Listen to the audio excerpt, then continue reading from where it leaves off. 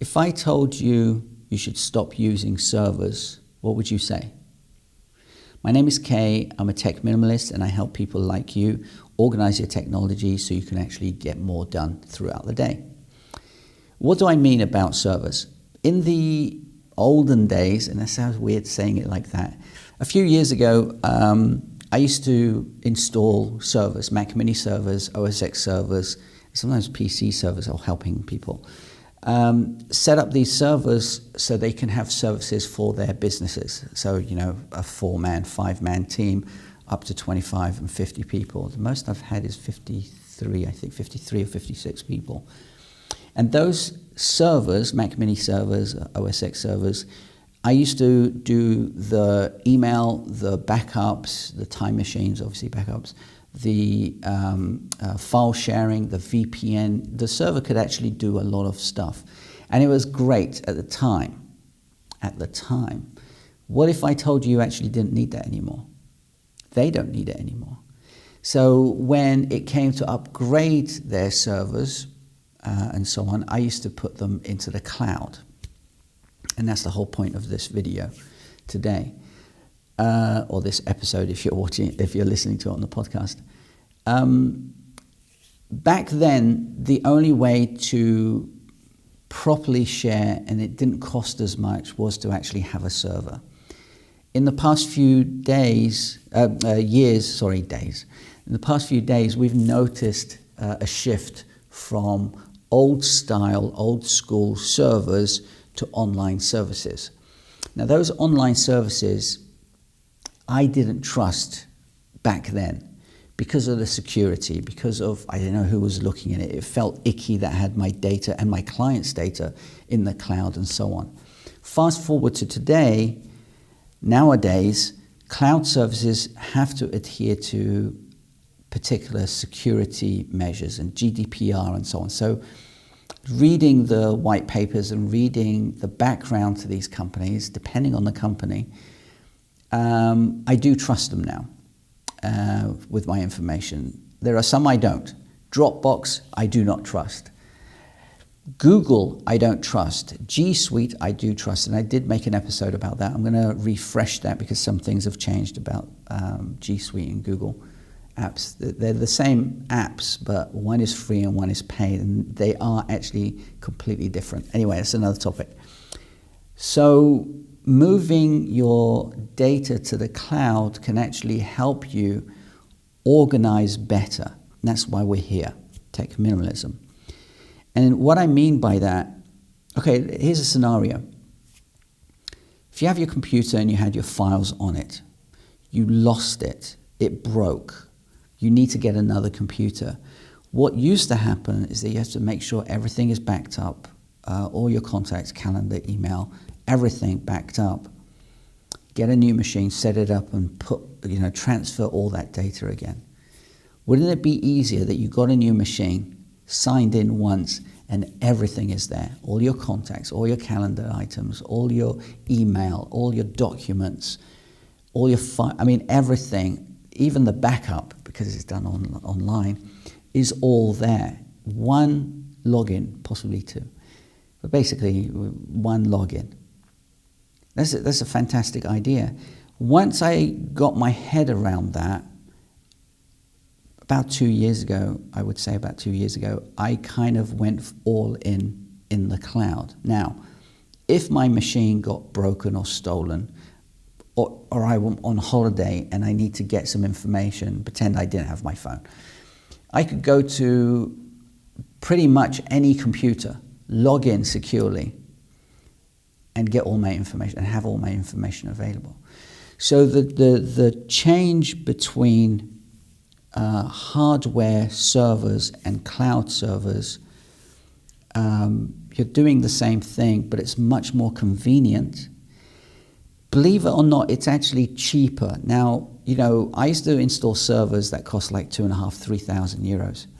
That's just the server itself. That's not including the hard drives, the backups, hiring me to install it, hiring me if something went wrong, hiring me if, the email stopped working.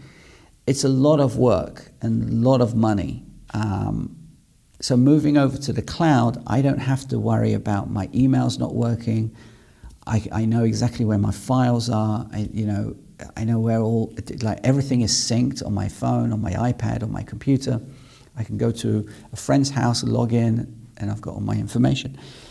So the cost, people bring cost into it, and I will do a full video about cost.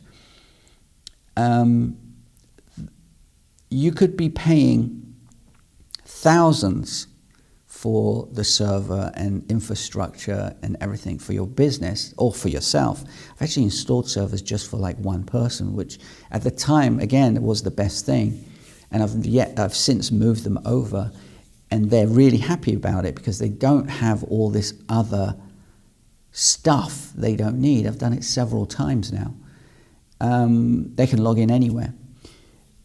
Cost, I'll touch on it very briefly. A lot of people say to me, oh, I need to buy this and it's 10 euros. I need to buy this, it's 20 euros. I need to buy this, it's another 50 euros. Whatever the cost is. My point is, those costs are for your business. You're going to definitely recoup that. You paid 5,000 euros for the server. The cost that you're spending per month is way less than the server is going to cost you for that year. So you could use the online services for probably like 5 years for way less than what the server and the upkeep and everything would cost you. My job has been trying to convince people that the cloud is safe. Not necessarily about the finance side of it, but the cloud is actually safe. Sorry, my dog is coming up the stairs. Hey, Wolf. Good boy. So my job is actually trying to convince them about the security and the privacy part of the data more so than cost. But some people have actually talked about cost. Oh, I pay Netflix and I pay Spotify and I pay this and that per month. It's another cost. Let's talk about Spotify very quickly. In the olden days, I used to go and spend buy a CD maybe once a week or maybe even 3 times a week. And the CDs were like £12, 12 euros, say.